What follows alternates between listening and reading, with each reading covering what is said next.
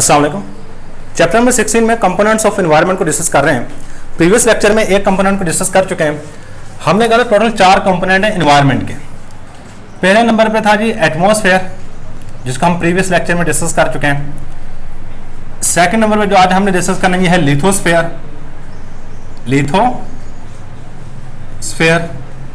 फिर इसके बाद हाइड्रोस्फेयर, हाइड्रोस्फेयर, और लास्ट वाला कंपोनेंट है हमारे पास जिसका हम डिस्कस करेंगे बायोस्फेयर। ये सारे के सारे कंपोनेंट्स ऑफ एनवायरनमेंट आज हम डिस्कस कर लेंगे। अब तो लिथोस्फेयर है ना, हमारी जमीन की सतह में जो रेत है, मट्टी है, पहाड़ है, ये सारे के सारे लिथोस्फेयर के अंदर आएंगे। तो इसकी डेफिनेशन देखी जाए तो lithosphere is consist of, lithosphere is consist of, ये मुश्तमिल होता है किस चीज पे, consist of rigid Rocky surface, सख्त रॉकी, ये चट्टानें वगैरह आ जाती हैं, ROCKY, रॉकी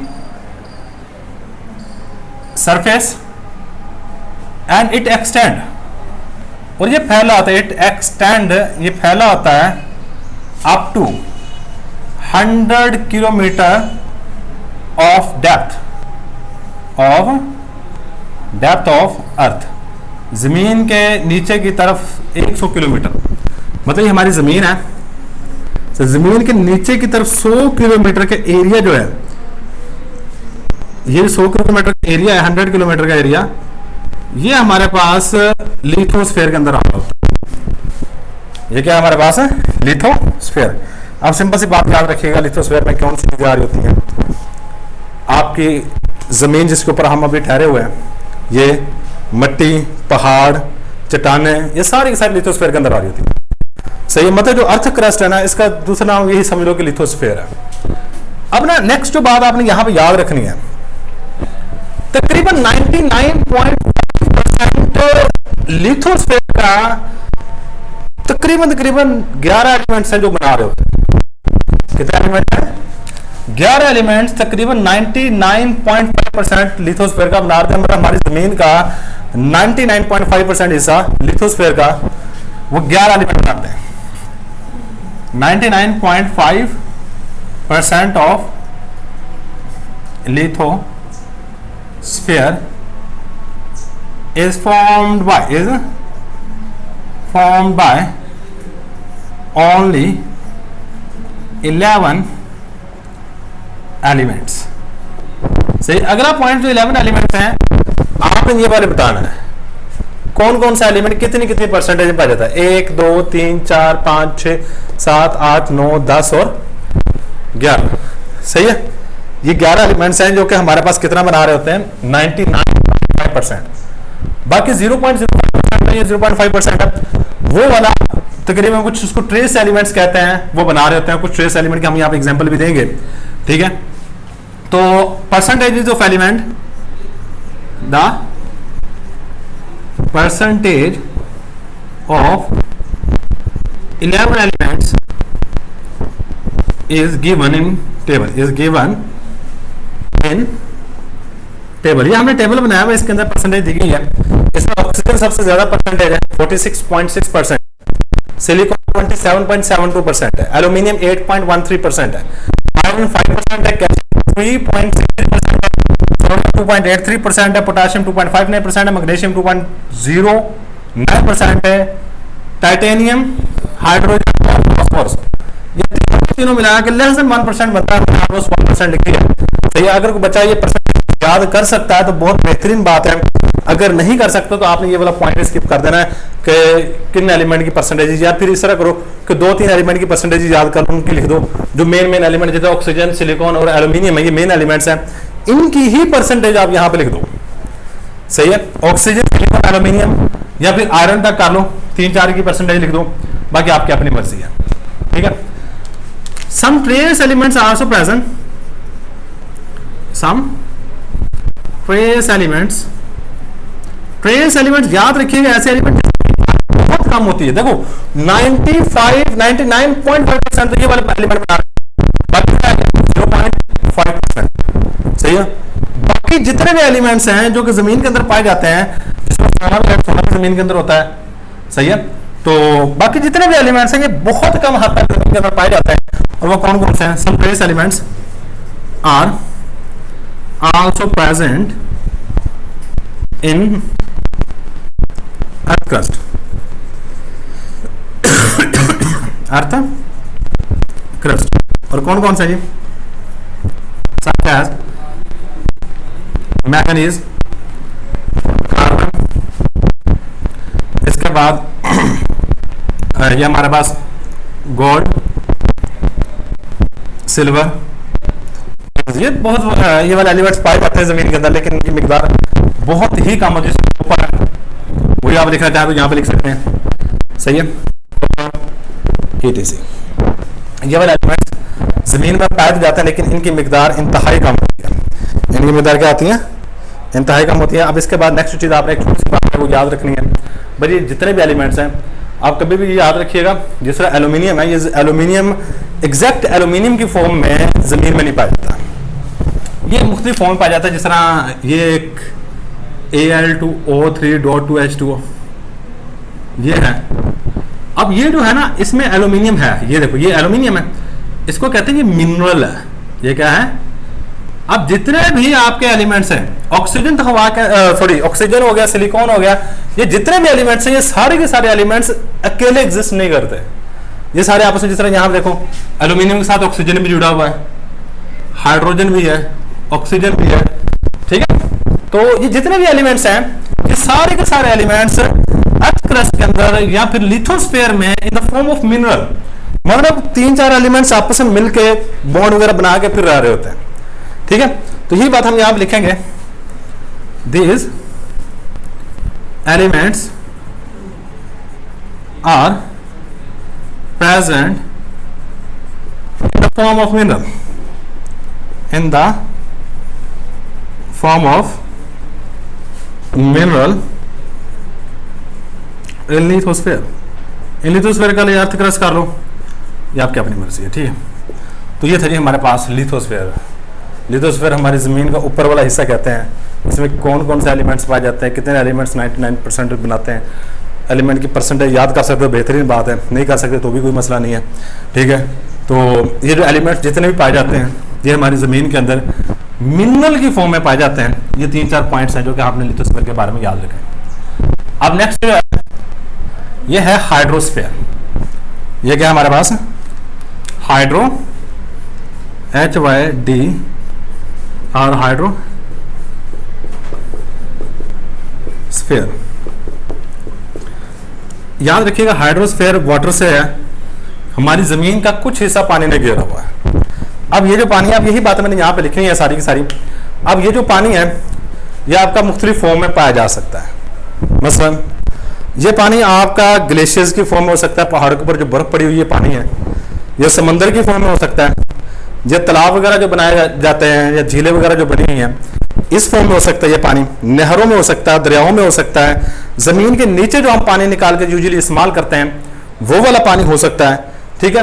अब हमने बेसिकली हाइड्रोस्फीयर के बारे में हर एक बात बतानी है कि मतलब पानी कितने परसेंट पानी है, कितने कितने परसेंट कितनी कितनी जगह पे मौजूद है, ठीक है। हाइड्रोस्फीयर पानी के मुतालिक है। अब इसमें कौन कौन सी चीज़ें आ जाती हैं? Hydrosphere is consist of hydrosphere is consist of water bodies. Water bodies, water bodies कहते हैं पानी के ज़खायर, पानी के ज़खायर जहां पानी जमा होता है, सही है। मसलन कौन कौन सी जगह जहां पानी जमा होता है? Such as lakes. लेक्स किसको कहते हैं? झीलें, ठीक है। इसके बाद सी, समंदर कहते हैं। ओशन भी समंदर के ज़माने में आ रहा होता है, तो ये दोनों ऑलमोस्ट। इसके बाद हमारे पास नहरों को कहते हैं कैनाल्स, सही है। इसके बाद दरियाओं कहते हैं रिवर्स, पूल्स, ग्लेशियर्स। ग्लेशियर्स कहते हैं जहां पे पहाड़ों के ऊपर बर्फ पड़ती है, और polar ice caps, polar ice caps, सही, ETC। ये हमारे पास हाइड्रोस्फीयर के अंदर आ जाती है। मतलब हाइड्रोस्फीयर जो है ये वाटर बॉडीज, पानी जहाँ पे जमा होता है उन चीज़ों पर मुश्तमिल होता है। आप आगे मैंने कुछ एग्जाम्पल दे दिए हैं। पानी कहाँ कहाँ पे होता है, झीलों के अंदर, समंदर, दरिया, नहरें, सही है। मतलब ये कुछ एग्जाम्पल यहाँ पे दिए हैं। अब ना जितना भी पानी है इसमें 97% पानी जो है वो आपको ओशन में है, समुद्रों में है, सही है। 97% पानी कहाँ पे है, ये पहला पॉइंट इसके बारे में आएगा। दूसरा पॉइंट क्या है जी, 97% of water is present in oceans। और जो समुद्रों के अंदर पानी होता है, याद रखिए उसमें हाई अमाउंट होती है किसकी, साल्ट की, और ये पानी किसी भी जगह पे इस्तेमाल नहीं होता। समुद्र का 97% पानी है ये काबिल इस्तेमाल नहीं है। इसकी रीजन ये है कि इनमें ये जो समुद्र के अंदर पानी होता है इसमें हाई अमाउंट ऑफ साल्ट होता है, बस नमकियात बहुत ज्यादा मिकदार में होते हैं, जिसकी वजह से हम इसको यूज नहीं कर सकते। 97% of water is present in ocean. This water, ये जो पानी है, दिस वाटर कंटेन, रखता है, क्या चीज रखता है, हाई कंसंट्रेशन ऑफ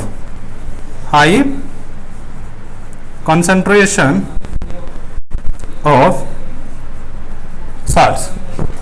इसमें साल्ट की कंसंट्रेशन बहुत ज्यादा होती है। और this water can not be used, this water can not be usable. ये पानी काबिल इस्तेमाल नहीं है। बात यूजेबल की जगह पर एक वर्ड है पोर्टेबल। पोर्टेबल वाटर जो काबिल इस्तेमाल होता है इसके लिए इस्तेमाल करते हैं। या कैन नॉट बी पोर्टेबल भी कह सकते हैं कि ये 97% पानी जो है वो आपके इस्तेमाल के नहीं है। इसके बाद आगे आओ, 2% जो पानी है ना वो आपका पाया जाता है ये पहाड़ों के ऊपर। देखो आपकी जमीन के दो जगह ऐसी हैं जहां पे बर्फ सारा साल जमी रहती है, एक यहां पे और एक यहां पे, पोल, सही है, जिसको आप अंटार्कटिका और आर्कटिक नामी इलाके हैं, सही है। ये जो पोल्स है ना यहां पे बर्फ लगातार जमी हुई है, सही है। अब 2% पानी, 97% पानी कहां पे गया, समंदर में। 2% कहां पे आ गया, glacier and polar ice caps. Polar ice caps यही है, याद रखिएगा। आइस कैप्स और ग्लेशियर में फर्क है, दोनों होती बर्फ ही है। याद रखिएगा, ग्लेशियर हो या आइस कैप्स हो, दोनों हैं बर्फ ही। ग्लेशियर वो होते हैं जो गर्मियां आती है ना वो पिघल जाती है बर्फ, सर्दी में दोबारा फिर ऊपर जम जाती है, ठीक है। इसको कहते हैं ग्लेशियर। जो गर्मियों पिघल जाए बर्फ और सर्दी में दोबारा फिर बर्फ ऊपर आके जम जाए, ये हमारे पास ग्लेशियर।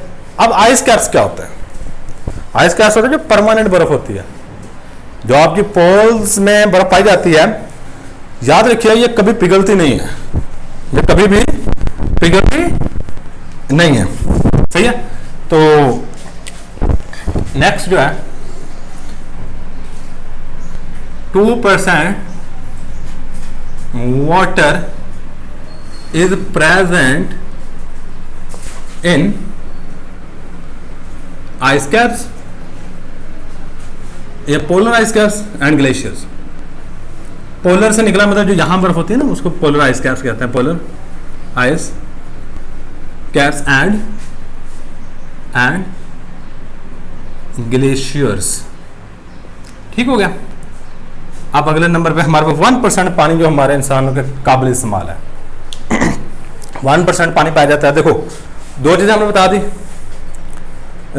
ओशन और सी वगैरह तो हो गया ना कि 97% पानी यहाँ पे, ये भी हो गया। यहाँ पे कितना है 2%। बाकी जितनी भी चीजें बची हैं, बाकी जितनी भी चीजें बची हैं कौन कौन सी, ये आपका बच गया जी कैनाल्स, रिवर्स, पूल्स और अंडरग्राउंड वाटर भी, जो जमीन के नीचे पानी है ना ये भी इसी में आ जाता है। ये सारे के सारे 1%। ये कितना है हमारे पास, 1% है और यही काबिल इस्तेमाल है, सही है। यही क्या हमारे पास है, only 1% water is fresh water, only 1% water is fresh water and it is present in rivers, दरियाओं में होता है, कैनाल्स नहरों में होता है, एंड और इसके अलावा कहां पे होता है, and underground water, underground water, और ये कुछ अंडरग्राउंड वाटर होता है। अब ये जो फ्रेश वाटर है ना, ये इंसान अपने पीने के लिए इस्तेमाल करता है, इसी पानी को फसलों में लगाने के लिए इस्तेमाल किया जाता है। देखो आपका नहरों का पानी जाकर फसलों को लग रहा होता है, और यही पानी आपका इंडस्ट्रीज में इस्तेमाल है। मतलब यही 1% वाटर है जो आपका हर जगह पे इस्तेमाल हो रहा है। ठीक है, तो यही बात हम यहां पे लिखने वाले हैं। The fresh water is used in कहां पे, एग्रीकल्चर, इसके बाद ह्यूमन यूजेस, इंसानों के इस्तेमाल के लिए, और इसके अलावा इंडस्ट्रीज में। इसकी भी परसेंटेज बताई गई, कोई जरूरत नहीं याद करने की इतनी खास नहीं, आप सिंपल याद रखो वर्डिंग। ठीक है, बाकी ये 3 परसेंटेज हमने पढ़ी हैं। 97% पानी ओशन में, 2% ग्लेशियर में या स्कैल्स में, और 1% वाटर जो कि फ्रेश वाटर जिसको आप काबिल इस्तेमाल पानी कहते हैं। सही है, तो ये है जी हमारे पास हाइड्रोस्फीयर। ये क्या हमारे पास हाइड्रोस्फीयर है, और पानी के बारे में बस इतनी बातें ही याद रखनी है। अब एक स्फीयर रह गया, बायोस्फीयर। बायोस्फीयर के बारे में जिन्होंने बायोलॉजी फर्स्ट टाइम पढ़ी है, 9th में पढ़ी है बायोस्फीयर, उसके बारे में बड़े अच्छे तरीके से जानते होंगे। से बायोस्फीयर की डेफिनेशन आपने याद की होगी, वही बेशक डेफिनेशन था, यहाँ पे लिख दो। बायोस्फीयर क्या होता है, क्या डेफिनेशन पढ़ी थी, क्या डेफिनेशन है कि जमीन का कोई भी ऐसा हिस्सा जहां पे लाइफ एग्जिस्ट करती है वो बायोस्फीयर है। सही है, अब लाइफ एग्जिस्ट करने में सिर्फ इंसान नहीं है, बायोस्फीयर में इंसान आ सकते हैं, कोई भी जानवर हो सकता है। वो जो हिस्सा है ना, वो जमीन का सिर्फ खुश्की वाला नहीं है, वो आपके समुद्र में भी हो सकता है। आपको पता है समुद्र के अंदर भी लाइफ एग्जिस्ट करती है, और वो लाइफ भी बायोस्फीयर में आएगी। किसी भी जगह पे अगर वो लाइफ एग्जिस्ट करती है, वो कहां पे जाएगी, बायो का मतलब ही जिंदगी होता है, लाइफ। सही है, any part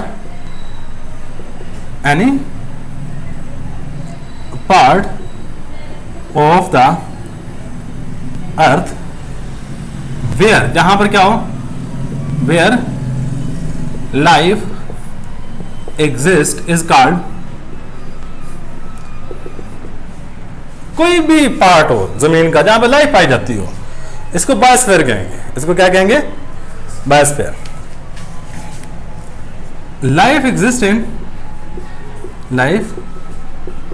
in land and oceans, and these include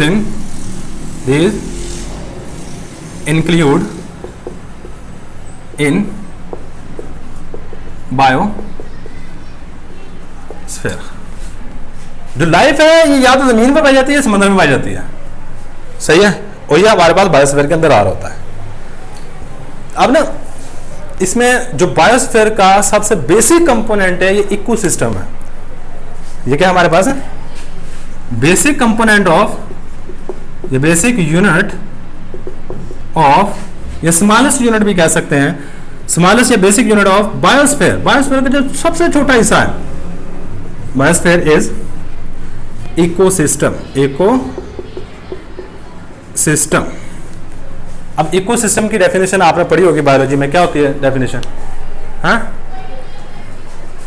आती है, हाँ हाँ, क्या इकोसिस्टम में interaction of biotic component with abiotic component. Biotic मतलब लाइफ का नॉन लिविंग थिंग के साथ जो इंटरेक्शन है, इसको इकोसिस्टम कहते हैं। सही है, तो इसका कह सकते हैं जी, द इंटरेक्शन इंट्रैक्शन, आप वाली डेफिनेशन में करूंगा तो कोशिश करूंगा, द इंट्रैक्शन ऑफ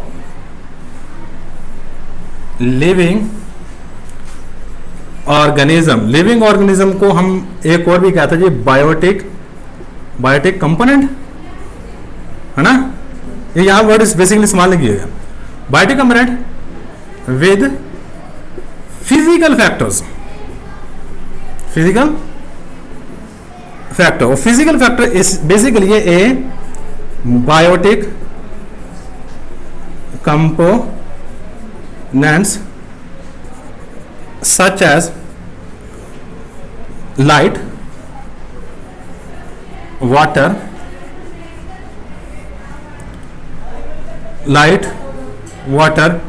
etc. सही है कि इंसान का अपने ए बायोटिक कंपोनेंट के साथ किस तरह इंटरेक्शन है, इसको हम नाम दे रहे होते हैं इकोसिस्टम। और याद रखिए इकोसिस्टम की डेफिनेशन पास्ट पेपर में एज अ शॉर्ट क्वेश्चन आ चुकी है। सही है, इकोसिस्टम की डेफिनेशन पास्ट पेपर में शॉर्ट क्वेश्चन आ चुकी है, तो ये आपका शॉर्ट क्वेश्चन रहा। ठीक है, इकोसिस्टम की डेफिनेशन। इसके बाद लिथोस्फेयर, शॉर्ट क्वेश्चन आएगा आपको, BRIEF, ब्रीफली एक्सप्लेन लिथोस्फेयर,